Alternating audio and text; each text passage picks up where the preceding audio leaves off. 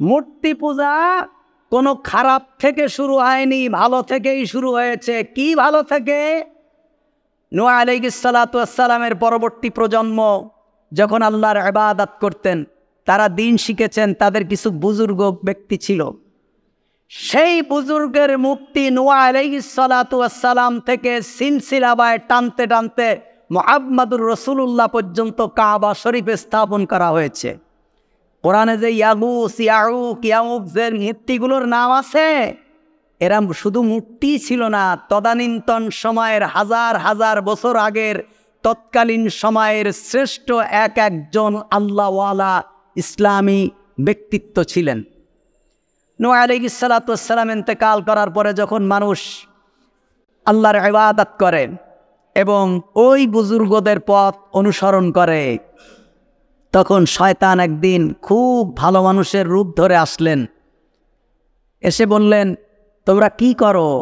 তা আমরা আল্লাহর ইবাদত করি। তো তোমাদের ইবাদত কে শিখিয়েছে?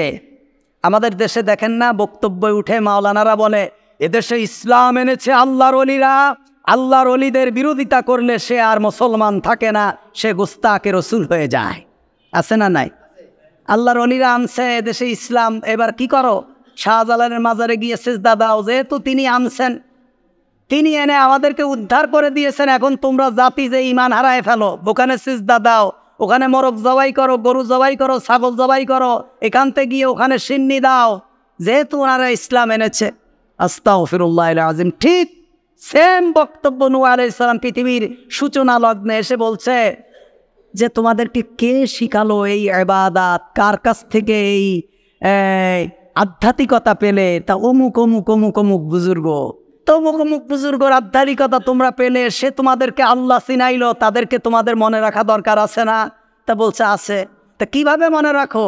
তা আমরা তাদের নাম স্মরণ করি, তাদের জন্য দোয়া করি। না, এভাবে মনে রাখলে রাখা যাবে না। কিভাবে মনে রাখতে হবে?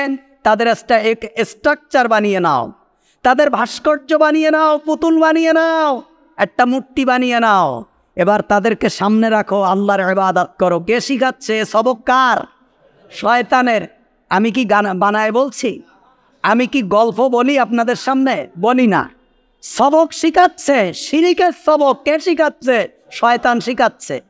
বলছে বুজুর্গকে সামনে রাখো, তোমার রবকে ডাকো। তাহলে যেই বুজুর্গ তোমার ইবাদত শিখাইলো, সেই বুজুর্গ যদি তোমার সামনে থাকে, বুজুর্গর মূর্তি, তোমার একাগ্রতা আরো বেড়ে যাবে। ব্যাস, শয়তানের প্রেসক্রিপশন নিয়ে নিল, মূর্তি বানালো। এইবার এই মূর্তি শুধু নিজের বাড়িতে থাকলেই সামনে রাখে যে এমনটা না। এই মূর্তি যখন সিরিয়ায় যায়, শামে যায়, ইরাকে যায়, ইরানে যায়, পৃথিবীর যে দেশেই যায়, নিজের সামান দুটো কম নিয়ে হলেও মূর্তিটাকে যত্ন করে নিয়ে যায়। কেন? আল্লাহর ওলির মূর্তি। আল্লাহর ওলির সাথে থাকা মানে আমার সফর নিরাপদ। আল্লাহর ওলির সাথে থাকা মানে আমার ব্যবসা বাণিজ্য নিরাপদ। আল্লাহর ওলির মূর্তি আমার সাথে থাকা মানে আমার ইমানও নিরাপদ। তাদের বক্তব্য শিখাইল কে? শয়তান। এই এক সবক থেকে হাজার হাজার মূর্তি তৈরি হলো। শেষ পর্যন্ত পৃথিবীর সর্বশ্রেষ্ঠ ঘর, যেটিকে আল্লাহ তাআলা নিজের ঘর, সেটি হলো বাইতুল্লাহর ভিতরে সর্বশ্রেষ্ঠ 360টা মূর্তির স্থান হয়ে গেল। আজকেও তাই। পীর সাহেব হুজুরের ছবি ঘরের ভিতরে টাঙানো থাকে, পীর সাহেবের ছবি বাঁধানো থাকে। আপনারা দেখেননি? আমি দেখেছি। পীর সাহেবের লক্ষ লক্ষ টাকার ছবি বিক্রি হয়। কেন হয়? আপনি ইবাদত করবেন, আপনি কলবের ভিতরে জিকির জারি করেছেন, আপনি রসুলরে চিনেছেন, আপনি নামাজ পড়তেন না, নামাজ পড়া শিখছেন কার কাছ থেকে? অমুক বুজুর্গর দরবারে যে। তা বুজুর্গর ছবিটা আপনি সামনে রাখবেন না? বুজুর্গরে আপনি মনে রাখবেন না? তখন তো শয়তান দেখা যাইতো, এখন তো আর দেখা যায় না। এই কারণে তখন তো ডাইরেক্ট এসে সবক দিত, আর এখন ইনডাইরেক্ট সবক দিচ্ছে। আছে না নাই?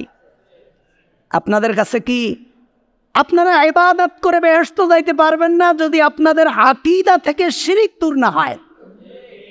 আকীদা থেকে শিরিক দূর করেন, অল্প ইবাদতই আপনার জান্নাতের জন্য যথেষ্ট হয়ে যাবে। ব্যাস, এই শিরিক তৈরি হয়ে গেল।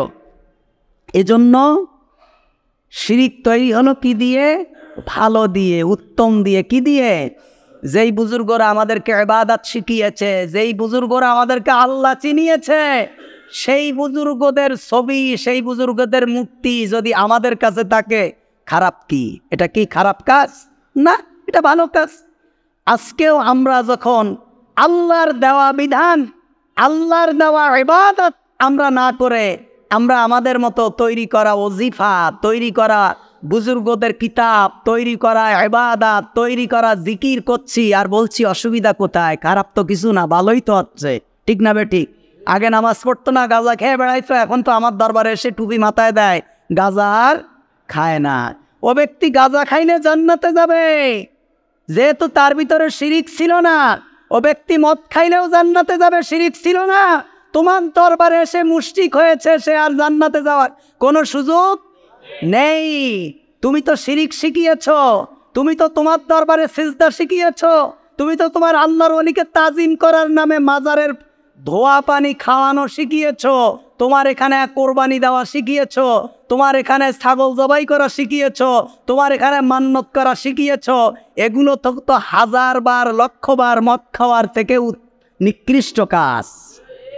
কারণ মদ খাইলে তওবা করলে মাফ হবে, মদ খেয়ে কবিরা গুনাহ করলে জান্নাতে যাবে, কিন্তু আল্লাহর কোনো বান্দা যদি শিরিক করে মারা যায়, জান্নাতে যাওয়ার কোনো সুযোগ নেই। এজন্য ভাইরা আমার, টুপি মাথায় দিলেই বোঝা যাবে না যে ব্যক্তি একেবারেই আল্লাহ ওয়ালা মানুষ। শিরিক থেকে দূর হতে হবে। আল্লাহ তাআলা আমাদেরকে তৌফিক দেখ, জোরে বলুন আমিন।